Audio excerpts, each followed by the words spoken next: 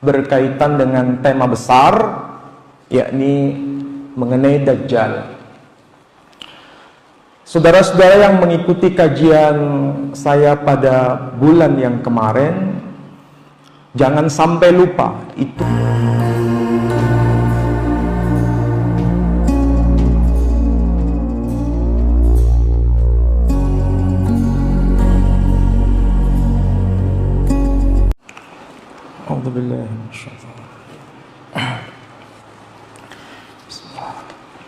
Assalamualaikum warahmatullahi wabarakatuh.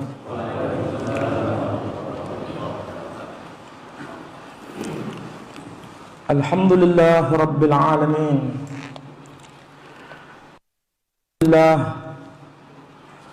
Alhamdulillahilladzi arsala rasulahu bil huda wa dinil haqq liyudhhirahu 'ala ad-din kullih wa kafaa billahi shahida.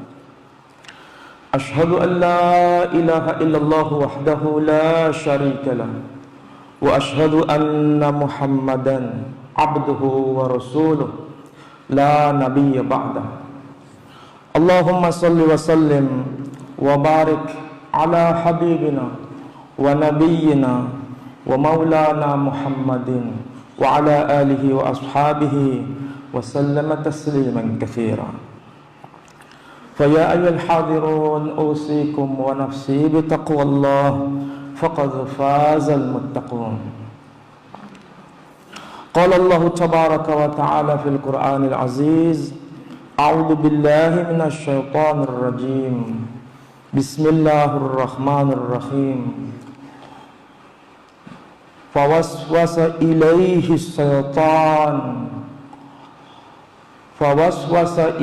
الشيطان قال يا آدم هل أدلك على شجرة الخلد وملك لا يبلى. Al-ayah. Sadaqallahul azim.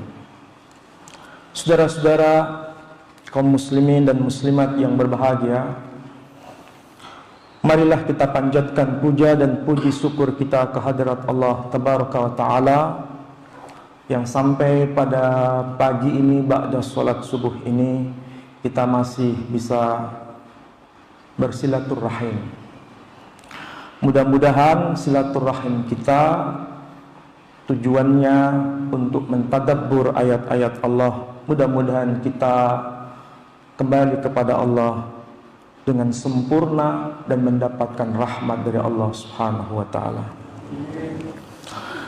Saudara-saudara, tema hari ini masih menyambung tema yang kemarin, berkaitan dengan tema besar, yakni mengenai Dajjal. Saudara-saudara yang mengikuti kajian saya pada bulan yang kemarin, jangan sampai lupa itu merupakan dasar yang terjadi di awal zaman. Saya kemarin menyebutkan kata kunci, yakni kata kunci ini termaktub dalam bahasa yang lebih tua sebelum eksisnya bahasa Arab itu sendiri, yakni bahasa Aramaik atau bahasa Syriak, atau dalam dunia pesantren menyebutnya bahasa Suryani. Misalnya kalau kita akrab dengan kitab As-Sahrastani, yakni judul bukunya itu dinamakan Al-Milal wa Nihal. Di situ disebutkan ada bahasa Suryani selain ada bahasa Ibrani. Jadi kalau bahasa kita orang modern menyebutnya bahasa Aramaik atau Syro-Aramaik. Kata kunci itu adalah Masiha Daggala. Kata kunci yang dimaksud adalah Masiha Daggala, yang kemudian itu dalam bahasa Arab sesuai dengan laporan riwayat-riwayat hadis menyebutnya Al-Masihud Dajjal. Jadi antara bahasa Arab dengan bahasa Syriak ini nyambung, menunjukkan adanya periode perubahan zaman dan sekaligus perubahan makna yang lebih dalam. dari kata Masiha Daggala menjadi Al-Masihud Dajjal. Sesuai yang sudah saya uraikan pada bulan yang lalu, yakni berkaitan dengan apa yang terjadi di awal zaman itu. Ayatnya bisa dilihat kembali sebagaimana yang termaktub di dalam surah yang ke-20 ayat yang ke-120 disebutkan fawaswasa ilaihi syaitan, dan telah memberikan rasa waswas kepada Adam. Siapa yang memberikan waswas kepada Adam? Dialah yang disebut dengan sebutan syaitan. Syaitan di sini merujuk pada ayat sebelumnya, yakni ayat yang ke-116. Yang dimaksud siapa? Iblis itu sendiri. Jadi bicara iblis, bicara syaitan. Bicara syaitan, bicara iblis. Tentu kita tahu juga, tentu harus kita tahu juga siapa sebetulnya nama dari iblis itu sendiri. Nama dari iblis sesuai dengan laporan dari kitab-kitab tafsir, bisa kita baca kitab tafsir At-Tabari, kita bisa baca dari tafsir Ad-Durrul Mansur fi Tafsir bil Ma'thur, tulisan Al-Imam Jalaluddin As-Suyuti, dan kitab-kitab tafsir ulama-ulama salaf menyebutkan bahwa namanya adalah Azazil. Azazil. Namanya Azazil. Ingat itu, menjadi kata kunci juga. Sebanding dengan nama rekan sekerjanya, Jibril. Sebanding dengan rekan sekerjanya, Mikail. Jadi ada Jibril, ada Mikail, ada Azazil.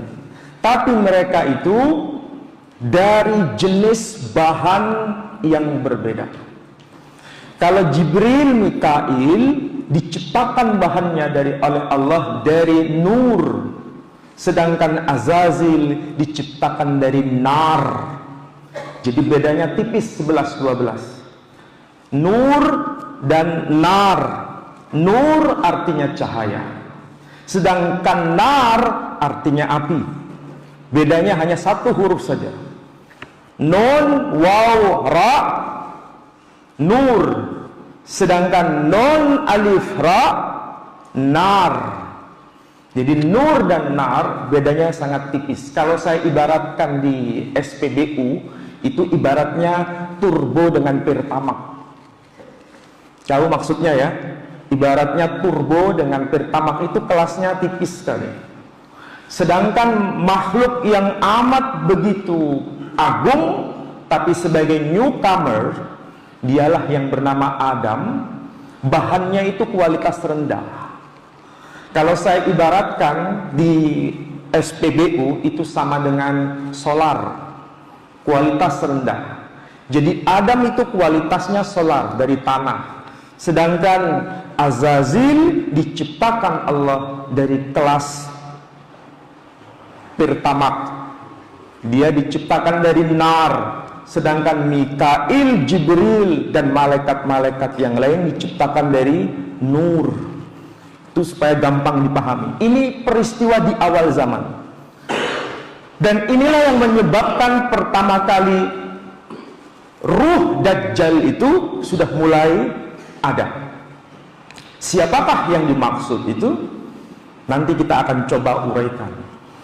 Jadi ringkasnya pada awal zaman sudah kayak seperti itu, ya.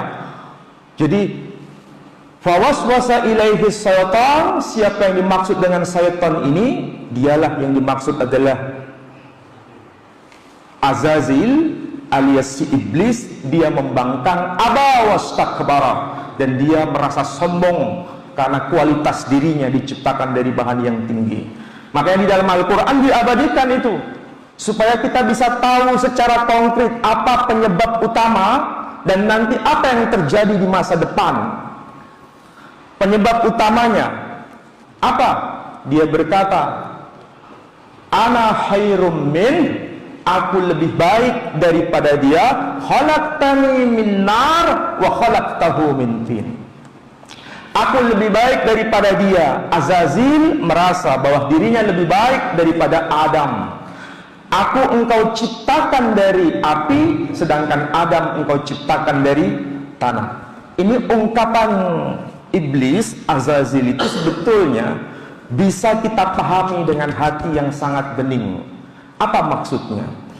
Iblis itu tahu bahwa dirinya adalah ciptaan Allah Subhanahu wa taala. Makanya dia berkata, "Khalaqtani." Aku engkau ciptakan. Berarti ada pengakuan bahwa dirinya adalah ciptaan Allah Subhanahu wa taala. Kalau dia mengaku dirinya sebagai ciptaan, pada saat yang sama dia mengaku bahwa ada sang penciptanya, dia Allah Subhanahu wa taala. Itu pengakuan. Tapi pengakuan ini menjadi batal karena dia aba wastakbar. Dia membangkang perintah Tuhannya dan merasa sombong dari mana dia berasal. Ini yang terjadi. Sekali lagi Allah menampakkan apa yang akan terjadi di masa depan dari sini. Iblis itu kalau ditanya mati atau masih hidup, semua pasti akan menjawab, dan jawabannya kembali pada Quran. Iblis atau syaitan atau yang bernama Azazil dalam kitab-kitab tafsir itu sampai sekarang masih hidup, sampai nanti anak cucu Adam selesai. Dia berubah posisi dari amat yang tinggi, posisinya sebelum Adam, kemudian dia jatuh. Itu sebabnya gara-gara satu saja, yakni Adam. Tapi balas dendamnya sampai pada anak cucu Adam. Jadi dia hanya berperkara dengan Adam, tapi balas dendamnya sampai kepada Bani Adam selesai. Kalau Bani Adam, kita ini Bani Adam bukan? Bani Adam. Kita ini Bani Adam, anak cucu dari Adam. Karena kita anak cucu dari Adam, kita menanggung dosa dalam tanda kutip. Kalau saya ibaratkan, menanggung dosa menurut pemahaman Azazil akibat dari kejadian sejak awal itu, yakni Adam. Nah, ini terjadi sampai risalah itu diturunkan oleh Allah Subhanahu wa taala dari nabi satu ke nabi yang lain. Bapak Ibu sekalian, pernah tahu tidak? Nabi yang amat begitu agung, nabi yang amat begitu mulia, bahkan Allah mengabadikan kalimatnya ini dengan ungkapan wa kallamallahu Musa taklima.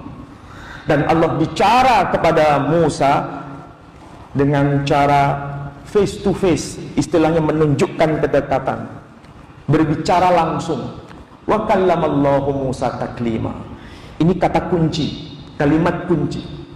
Apa yang terjadi pada masa Musa? Pernah tidak mendengar tokoh kiai mungkin menyebutkan, ustadz juga menyebutkan, di dalam Al-Quran ada tokoh yang sezaman dengan Musa. Dia bernama Samiri. Tahu Samiri? Kalau saya tanya, kisah Samiri menurut Quran atau kisah Samiri menurut hadis, itu bagaimana seluk-beluknya?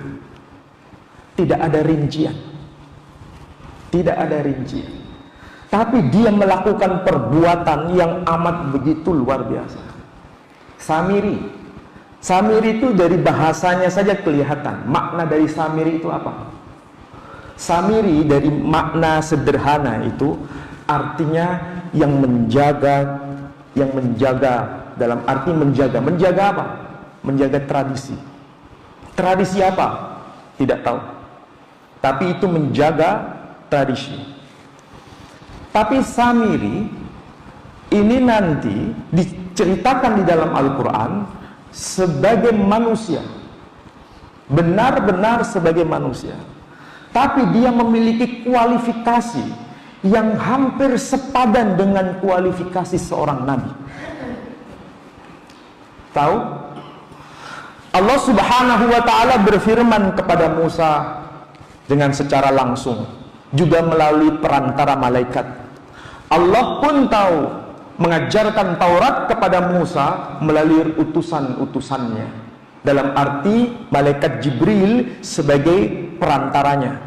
Sehingga kitab Taurat Namanya Taurat itu sebetulnya makna harfiahnya adalah dari kata Torah. Torah itu artinya hukum, diambil dari kata or. Or itu artinya cahaya. Sedangkan orang yang mengajar Torah disebut yara. Tindakan mengajar disebut yara. Jadi antara Torah, or, dan yara itu satu makna. Itu arti harfiahnya nur, kemudian menjadi istilah hukum. Hukum dari Tuhan, dari Allah Subhanahu wa ta'ala. Itu Torah. Tapi coba apa yang terjadi pada masa Musa diutus di tengah-tengah Bani Israel, ya. Musa itu dari kalangan Bani Israel. Samiri juga berasal dari kalangan Bani Israel. Nanti ujung-ujungnya akan kita tahu bahwa Dajjal itu dari kalangan Bani Israel sendiri. Tapi saya belum rinci, cuma kita bicara sistematik dulu. Samiri berasal dari kalangan Bani Israel. Apa yang dilakukan Samiri kepada Musa saat itu? Musa menerima hukum Taurat 40 hari 40 malam digambarkan di dalam Al-Quran. Meninggalkan umatnya, diserah terimakan kepada Harun. Diserah terimakan kepada Harun untuk menjaga umatnya. Tapi apa yang dilakukan oleh Samiri?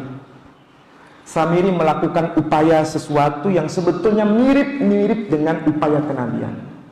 Apa yang dilakukan oleh Samiri? Dia mengumpulkan perhiasan-perhiasan yang dibawa dari negeri Egypt, negeri Mesir. Kemudian dia buatkan patung, tapi bukan sekedar patung di sini. Dia buatkan patung dengan ungkapan ijl. Patung di sini adalah patung anak sapi. Tapi yang namanya kecerdasan orang Yahudi itu betul-betul tahu, patung ya patung. Tapi kalau patungnya itu punya nilai plus, ini yang membuat mereka menjadi berpikir. Apa yang terjadi? Samiri digambarkan di dalam Al-Quran mengambil jejak dari Jibril. Tahu? Peristiwa ini pernah disampaikan para asatid. Dia mengambil jejak dari Jibril, kemudian jejak Jibril ini dilemparkan ke dalam tuangan bentuk patung sapi itu. Setelah tercipta, patung ini bisa berbicara. Pernah tahu? Oh, nggak pernah tahu? Itu Quran yang ngomong. Itu Quran. Sehingga itu bisa apa? Menyebabkan Bani Israel akhirnya apa? Menyembah patung anak sapi itu. Coba bayangkan ya, Musa menerima hukum Taurat, bertemu dengan Allah Subhanahu wa ta'ala di Tur Sina. Dan dalam penyampaian wahyu, Jibril selalu berkomunikasi dengan Musa alaihissalam. Sampai-sampai jejaknya Jibril pun diketahui oleh Samiri. Ini kalau bukan orang hebat tidak mungkin. Kalau bukan punya kelas yang tinggi tidak mungkin. Bayangkan, tidak semua dan tidak sembarang orang bisa ketemu dengan Jibril, apalagi bisa mengambil jejaknya Jibril kalau dia tidak tahu siapa itu Jibril. Paham? Saya tadi bilang Azazil itu rekan kerjanya Jibril atau bukan? Tahu yang saya maksud rekan kerja? Jibril, Azazil, Mikail sebelum Adam dicipta itu posisinya tinggi, kedudukannya tinggi. Tidak ada makhluk selevel mereka selain mereka sendiri. Makanya diajak bicara oleh Allah, inni ja'ilun fil ardi khalifah. Wa qala rabbuka lil malaikati inni ja'ilun fil ardi khalifah. Dan ingatlah tatkala Rabbmu, Tuhanmu bicara kepada para malaikat, aku akan menciptakan seorang khalifah. Di situ para malaikat semua terlibat, termasuk Jibril, termasuk Mikail, dan termasuk Azazil bagian dari itu. Makanya ketika diperintahkan sujud kepada Adam, semua sujud, ada yang membangkang. Siapa yang membangkang? Iblis. Dialah yang menurut kitab tafsir namanya Azazil. Namanya saja luar biasa. Tahu arti dari kata Mikail? Tahu? Nama itu mengandung makna, saudara-saudara. Saya belum bicara malaikat, bicara manusia saja. Pernah tahu nggak ada manusia anaknya Ibrahim yang dikorbankan nggak jadi dikorbankan? Siapa? Ismail. Tahu arti dari nama Ismail? Ismail itu dari kata Shma dan Il. Shma itu artinya apa? Dia telah mendengar. Siapa yang mendengar? Il. Il dalam bahasa Quran juga disebut ilah. Artinya apa? Tuhan. Jadi artinya Tuhan telah mendengar. Coba, itu gelar Allah istimewa. Ilah, il, disandangkan, disematkan kepada manusia. Ini menunjukkan orang ini mulia. Ismail itu apakah sekedar manusia? Tidak. Dia seorang nabi, menunjukkan derajat kemuliaannya, tercermin dari namanya. Mikail juga begitu, bukan sekedar malaikat, tapi menunjukkan derajat kemuliaannya. Kenapa disebut Mikail? Mi itu artinya siapa, ha engkau, il Tuhan. Jadi kalau diterjemahkan secara harfiah, siapa sebenarnya engkau wahai Tuhan, itu arti harfiahnya. Tapi kemudian disematkan kepada malaikat yang bernama Mikail. Di dalam Al-Quran ada juga penjaga neraka, malaikat penjaga neraka. Siapa namanya? Malik. Kenapa kok namanya Malik? Apakah sekedar malaikat? Tidak. Dia memiliki derajat kemuliaan karena dia menyandang Asmaul Husnanya Allah Subhanahu wa Ta'ala. Buktinya apa? Kita kan selalu baca Alhamdulillahi Rabbil Alamin Ar-Rahmanir Rahim Maliki Yaumiddin. Kalau ditanya siapa itu Malik, penguasa, raja di hari pembalasan, jawabannya siapa? Allah Subhanahu wa Ta'ala. Tapi gelar Malik disematkan kepada hambanya, yakni malaikat Malik. Itu menunjukkan derajat kemuliaan. Jadi kalau begitu, kenapa Samiri itu bisa mengambil jejaknya Jibril? Coba baca kitab-kitab tafsir yang sudah terjemahan, sudah ada dalam bahasa Indonesia. Kitab tafsir Ibnu Katsir itu sudah ada. Makanya kita harus sering baca, jangan sekedar dengar. Baca, itu penting. Kita kesalahan umat Islam di Indonesia itu apa? Kelemahannya. Maunya dengar tok. Setelah dengar tok, terus dipercaya. Setelah dipercaya nggak di cross check. Sehingga kalau kita menjadi korban hoax, kita nggak tahu kalau itu hoax. Seharusnya baca dan di cross check. Apa yang saya omongkan tolong di cross check. Ya. Jadi Samiri ini bukan sekedar Bani Israel. Samiri ini bukan sekedar manusia Bani Israel, tapi dia tahu siapa sebenarnya Jibril. Makanya dia bisa mengambil jejaknya Jibril. Jejak di sini yang dimaksud apa jejaknya? Ya jejak, Quran tidak menjelaskan, disebut hanya dengan ungkapan athar. Athar ar-Rasul, jejaknya ar-Rasul, jejaknya sang utusan itu. Tafsir menyebutkan ar-Rasul yang dimaksud adalah Jibril. Ini kalau nggak memiliki kualifikasi yang luar biasa nggak mungkin. Makanya sejak awal iblis kan berkata dengan kualifikasi itu. Apa itu? Khalaqtani min nar wa khalaqtahu min tin. Engkau ciptakan aku dari api, engkau ciptakan dia dari tanah. Ada yang ahli kimia di sini? Ada yang ngerti mengenai sains dan teknologi? Mesti bisa menjawab. Unsur api dibanding unsur tanah itu lebih dahsyat mana? Pasti jawabannya serempak. Unsur api lebih dahsyat dibanding unsur tanah. Ini jawabannya berarti sangat kualifikasi keilmuannya. Nah, kalau sudah tahu Jibril seperti itu, maka tidak salah Samiri bisa melakukan itu. Dajjal itu wujudnya manusia, tapi dia dikontrol oleh kekuatan yang pernah ada di awal zaman ini. Pertanyaannya sekarang, Samiri itu sudah mati atau masih hidup? Quran tidak bicara. Tiba-tiba setelah memurtadkan Bani Israel, apa yang terjadi setelah Musa turun? Sampai-sampai dia marah kepada saudaranya, kepada siapa? Nabi Harun. Mengapa ini bisa terjadi?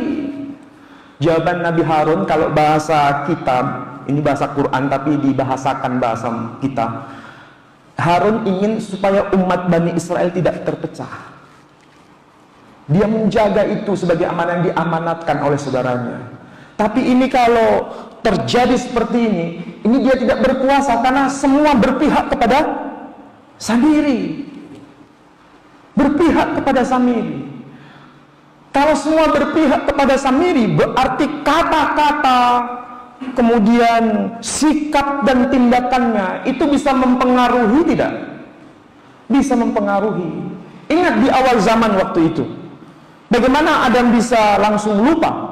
Karena bahasa iblis, bahasanya mirip-mirip seperti bahasa Tuhan. Apa yang dikatakan oleh syaitan? Qala ya Adam, wahai Adam. Loh, ini ungkapan iblis loh. Cari di dalam Al-Quran ada makhluk yang ngomongnya persis seperti ngomongnya Tuhan. Tidak ada, kecuali si iblis ini. Kalau Allah berkata, ya Adam, hal adulluka, kalau iblis, ya Adam, hal adulluka ala sajaratil khuldi wa mulkin la yabla. Wahai Adam, apakah engkau mau aku tunjukkan kepadamu pohon kekekalan dan kekuasaan yang tanpa mengenal batas? Wahai Adam, ungkapannya dengan ya Adam. Kalau Allah bicara kepada Nuh bagaimana? Ya Nuh, innahu laisa min ahli. Allah bicara, wahai Nuh, dia bukan termasuk dari keluargamu yang diselamatkan. Kepada Ibrahim Allah ngomongnya apa? Ya Ibrahim, qad sadaqtar ru'ya. Wahai Ibrahim, sungguh engkau telah membenarkan mimpi itu. Bahasanya itu bahasa penuh dengan keakraban, penuh dengan kedekatan. Bahasanya Allah seperti itu. Bahasanya iblis mirip tidak kayak begitu? Mirip persis. Itu yang membuat Adam akhirnya lupa pesan dari Allah Subhanahu wa taala. Kira-kira kalau Samiri bertindak bisa mempengaruhi Bani Israel, bahasanya kayak apa waktu itu Samiri? Sampai-sampai mereka bisa melupakan pesan dari Musa sendiri.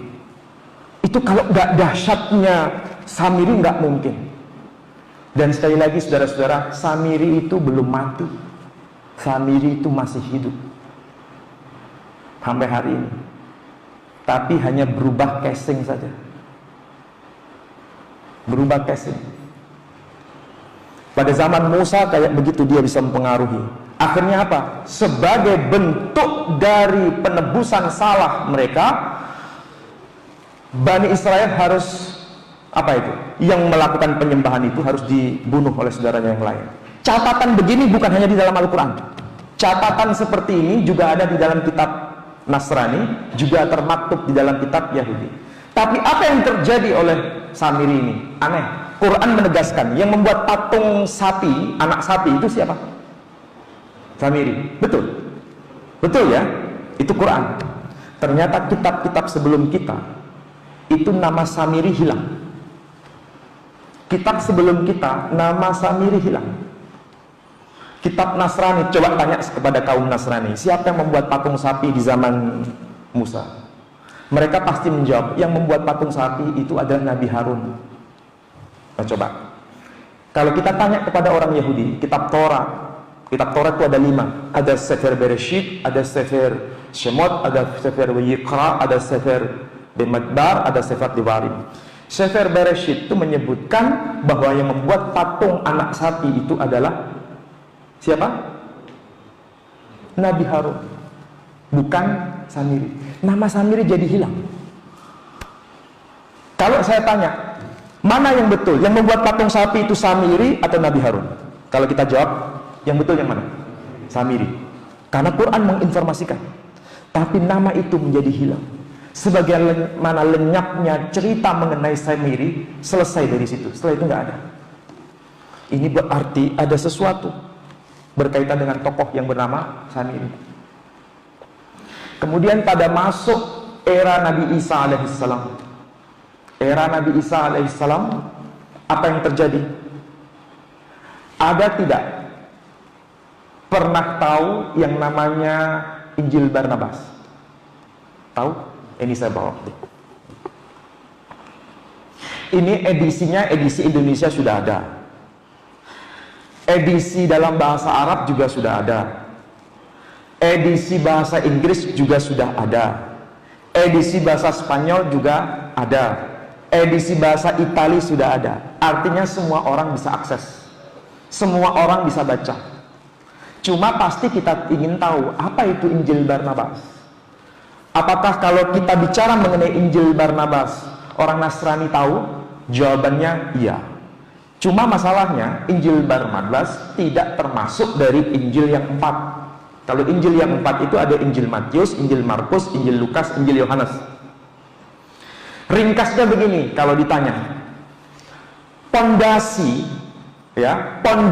agama Nasrani yang paling penting itu cerita mengenai apa? Kalau ditanya kepada kita, pondasi yang paling penting dalam ajaran Nasrani itu apa? Kalau ditanya ada kepada kita, jawabannya apa? Penyaliban. Jawabannya benar, tapi sebetulnya kuncinya bukan di situ. Kuncinya itu sebagaimana pernyataan Paulus sendiri. Bila Yesus tidak mati di kayu salib, maka sia-sialah imanmu. Jadi dasar agama Nasrani di situ. Jadi kalau Yesus tidak mati di kayu salib, maka sia-sialah imanmu. Ini dasar. Jadi seandainya berita mengenai ini betul-betul bisa dibongkar, kira-kira dasar agama Kristen goyang nggak? Goyang, ya. Nah, dari sini kita mulai bicara. Apa pernyataan Quran pada zaman Nabi Musa alaihissalam? Pada masa Nabi Isa alaihissalam. Apa? Di dalam surah An-Nisa ayat 157. Wa qaulihim inna qatalnal masih Isa ibnu Maryam. Dan mereka berkata, siapa mereka di sini yang dimaksud? Adalah kaum Yahudi. Inna qatalnal masih, sesungguhnya kami telah membunuh Al-Masih. Jadi informasinya Isa telah terbunuh. Ya. Pertanyaannya sekarang, apakah menurut Quran itu Isa terbunuh? Tidak. Tapi ketika Quran mengatakan kami telah membunuh Al-Masih, putra Maryam, dia mengaku sebagai Rasulullah. Jawaban Allah kemudian mengatakan apa? Wa ma qataluhu wa ma salabuhu. Mereka sebenarnya tidak membunuhnya, apalagi membunuh dengan cara disalib. Berarti ada dua informasi. Ya. Ada manusia yang tak terbunuh, satu. Dua, ada manusia yang tak terbunuh dengan cara tidak disalibkan. Ya. Tapi pada konsekuensi satunya, ada manusia yang tak terbunuh tapi dia disalibkan. Itu konsekuensi logisnya. Berarti dalam Quran mengakui enggak ada orang yang terbunuh di situ? Ada kan? Ya, ada kan? Ada orang yang terbunuh. Mengenai siapa yang terbunuh, ini ikhtilaf. Menurut Quran bukan Isa Al-Masih, dia diangkat dirafa oleh Allah Subhanahu wa taala. Tapi ada yang terbunuh di situ, yang masih nengkreng di kayu salib waktu itu. Kira-kira siapakah dia? Menurut ini, Injil Barnabas itu adalah Yudas Iskariot. Mengenai siapakah Yudas Iskariot, semua terjadi perdebatan. Ya, terjadi perdebatan. Mengenai Isa terjadi perdebatan. Mengenai Yudas Iskariot terjadi perdebatan. Di dalam Injil Matius, Injil Markus, Injil Lukas, Injil Yohanes, yang disalibkan bukan Yudas Iskariot, tapi Isa Al-Masih.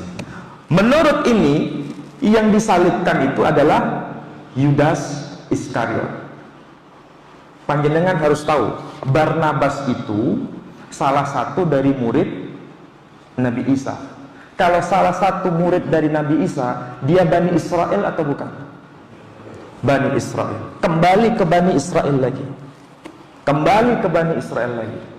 Tapi menurut iman Kristen, yang mati di kayu salib itu mati atau hidup? Menurut iman Kristen, yang mati di kayu salib itu mati atau hidup? Hah? Masih hidup. Memang mati, menurut keyakinan mereka mati 3 hari, tapi kemudian bangkit. Berarti dia masih mati atau hidup? Hah?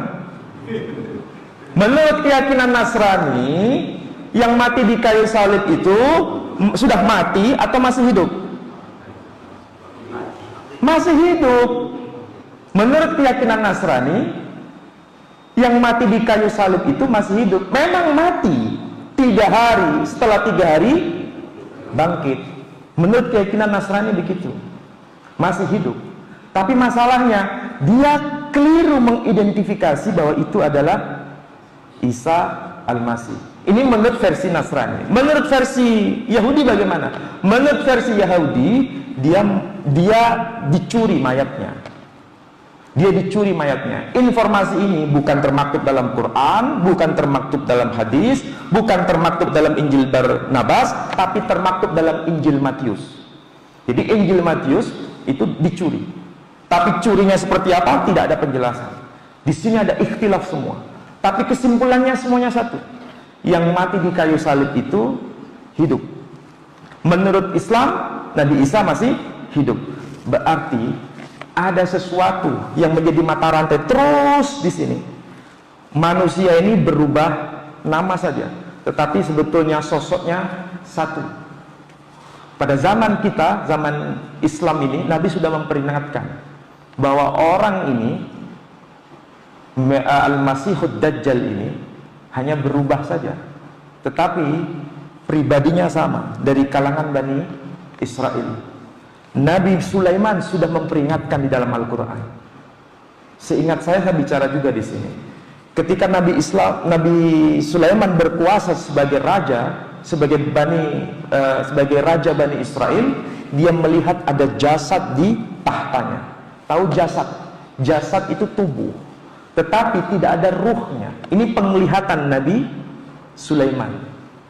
Dan orang Yahudi sampai sekarang masih percaya bahwa Al-Masih menurut konsep mereka itu nanti yang akan datang memang berasal dari kalangan Bani Israel dan harus keturunan dari Sulaiman. Sampai sekarang artinya semua sepakat kitab agama ini kalau diramu menjadi satu. Menurut zamannya Musa, Samiri dari kalangan Bani Israel. Menurut zamannya Kristen, ini orang juga berasal dari kalangan Bani Israel. Menurut Sulaiman sendiri yang duduk di atas tahtanya juga berasal dari kalangan Bani Israel. Ringkasnya, Bani Israel bukan dari kalangan bangsa Arab. Al-Masihud Dajjal bukan dari kalangan bangsa Arab, bukan dari Bani Ismail, dari kalangan Bani Israel. Jadi kalangan Bani Israel ini yang harus menjadi catatan utama. Dan nanti akan bergerak. Ini zamannya sudah mulai ke arah ke sana. Semua yang dilakukan di tengah-tengah kita ini, ayat yang begitu jelas disamarkan, ayat yang sudah betul-betul konkret diabstrakkan. Dan itulah pekerjaan dari skenario besar si Dajjal sendiri dalam kontrol si iblis. Zamannya Nabi Adam, kalimat Allah diputar. Zamannya Nabi Musa diputar. Zamannya Nabi Isa diputar. Zamannya Nabi Muhammad SAW juga akan diputar. Apa yang diputar? Firman Allah diputar, ayat-ayat Allah diputar. Sehingga kita yang awam susah membedakan ini firman dari Allah atau sebetulnya mencatat firman Allah tapi untuk kepentingan Dajjal. Kita nggak tahu. Salah satu yang kemarin yang kita sudah akrab, termasuk ada tokohnya juga, siapa? Armando. Nggak usah menghafal Quran. Menghafal Quran itu nggak penting sekarang, era sekarang ini sudah era digital. Kira-kira itu di telinga kita bagus nggak? Di telinga kita itu seperti, kalau awam, oh iya nggak perlu lagi toh, kan sudah eranya sudah digital. Nggak perlu menjadi hafid lagi, nggak perlu. Sepertinya indah kalimat itu, tapi kalau kita peka, enggak, ini ada sesuatu ini. Ini kalimat Allah tapi diputar. Dan kita kalau nggak rajin-rajin mendekat kepada Allah Subhanahu wa Ta'ala, kita susah membedakan itu.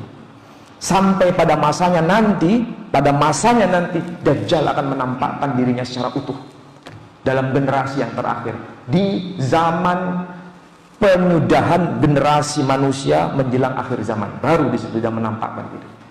Jadi kesimpulannya, Dajjal itu sudah berkarya pada masa awal, sudah terjadi, dan itu terus berlangsung sampai menjelang akhir zaman. Maka hati-hati hidup ini sekarang. Hidup sekarang ini penuh dengan fitnah dalam berbagai macam hal. Rajin-rajinlah kita mendekat kepada Allah Subhanahu wa Ta'ala. Jangan sampai kita terpengaruh dengan ajakan-ajakan yang sebetulnya menggunakan ayat-ayat Allah, tapi diselewengkan, diputer, sehingga kita tidak paham lagi ini ayat Allah atau sekedar mencatut ayat Allah Subhanahu wa Ta'ala. Mudah-mudahan ini manfaat bagi antum semua. Ada yang mau tanya? Ada? Kami tidak mentang-mentang Allah yang menciptakan sapi itu tidak bisa ambil dari tidak bisa bicara atau mentang apa? Menentang. Samiri itu memang menentang Allah Subhanahu wa Ta'ala. Namanya menentang, dia membuat patung sapi itu, dia katakan apa? Ini Tuhanmu. Ini Tuhanmu. Dia katakan ini Tuhanmu. Bani Israel kemudian nggak langsung bisa percaya, kecuali sampai bisa menampakkan, bisa bersuara. Nah, disitulah yang membuat bangsa Israel akhirnya terbelah.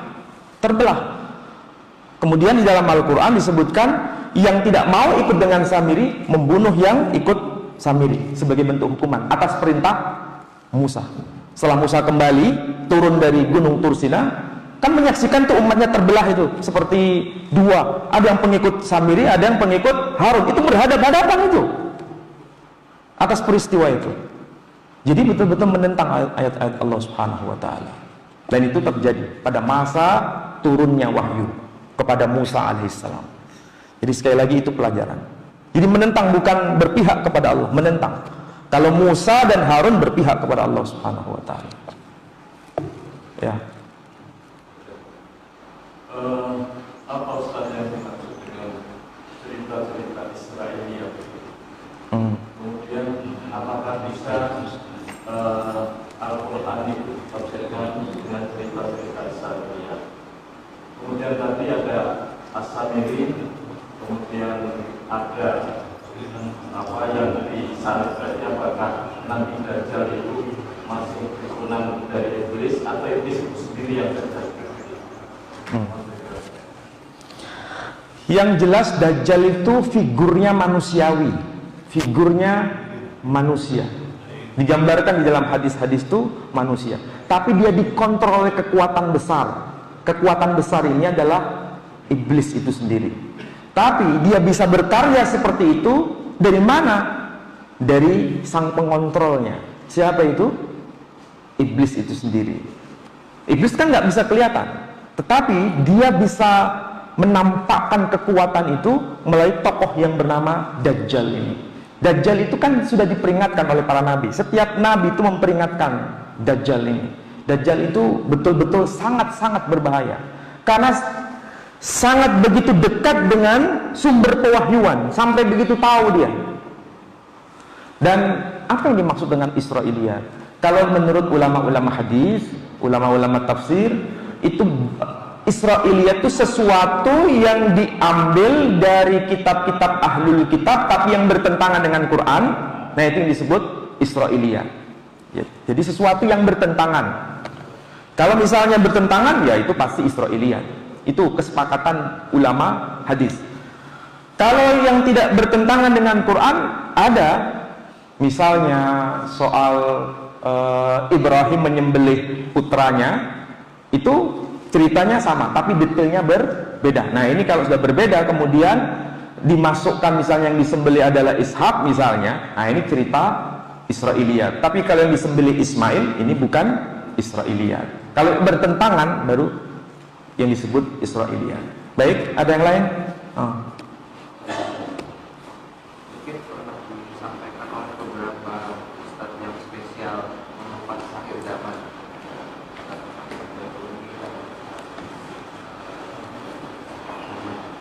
Ali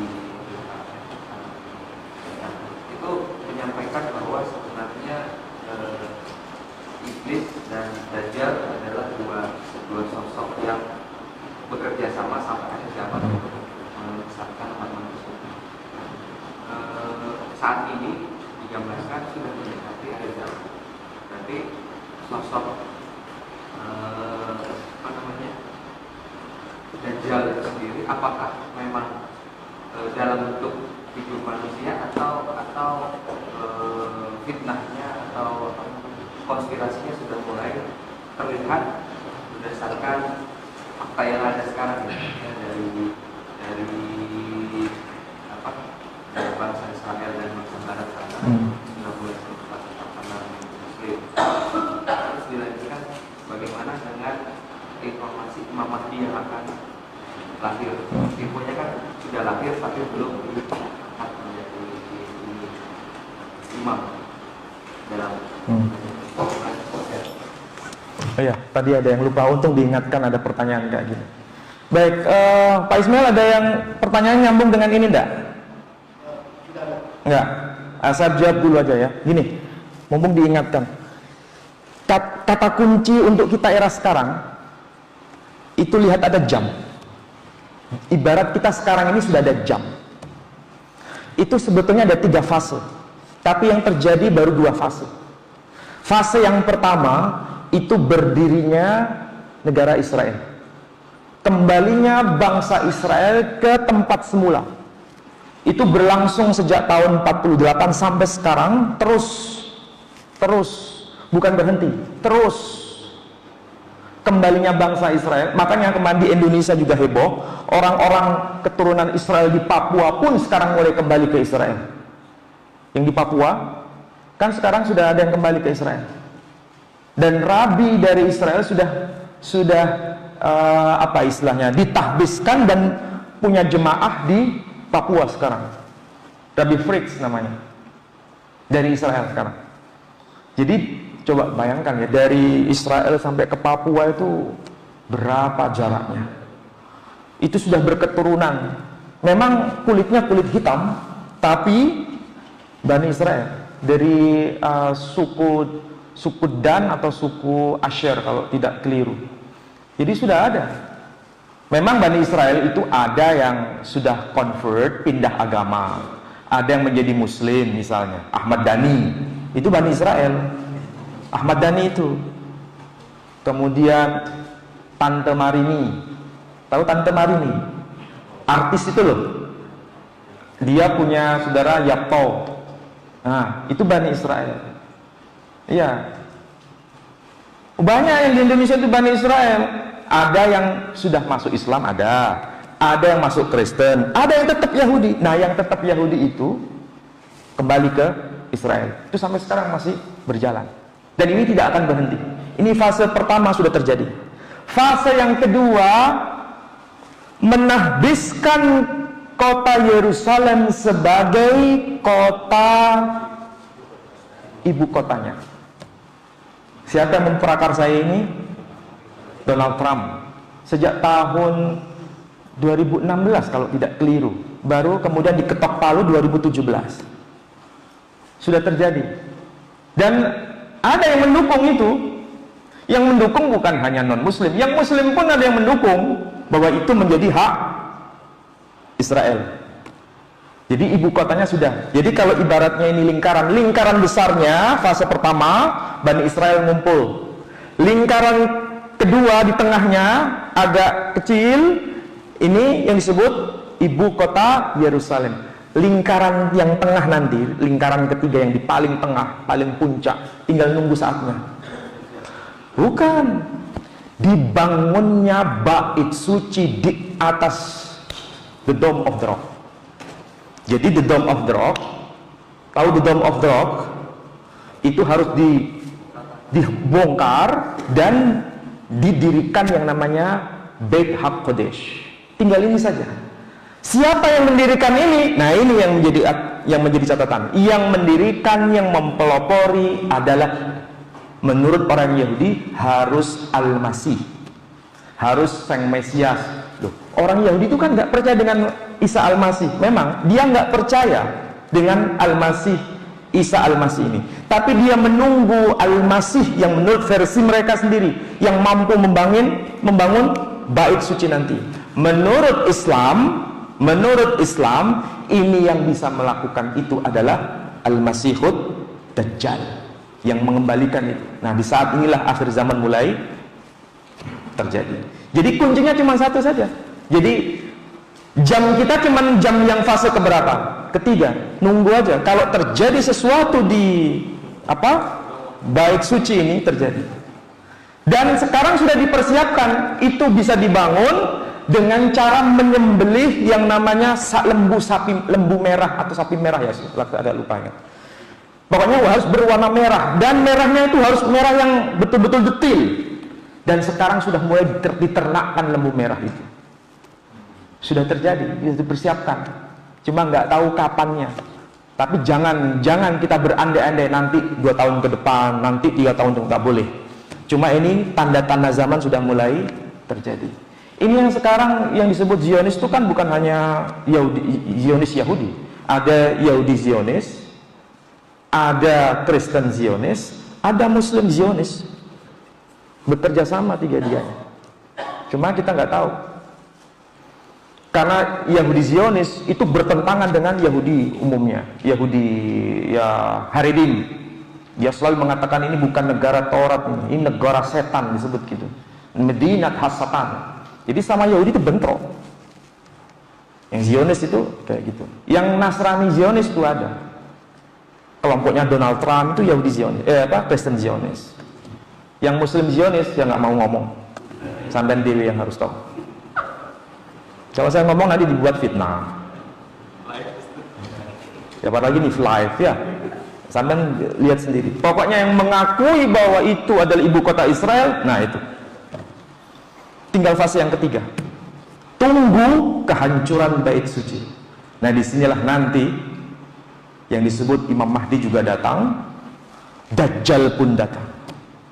Wallahu a'lam, mudah-mudahan kita menjadi semakin mendekat kepada Allah Subhanahu wa taala. Saya kira demikian kita sudahi kajian kita pagi ini dengan doa penutup majelis. Subhanakallahumma wa bihamdika asyhadu an la ilaha illa anta astaghfiruka wa atubu ilaik. Assalamualaikum warahmatullahi wabarakatuh.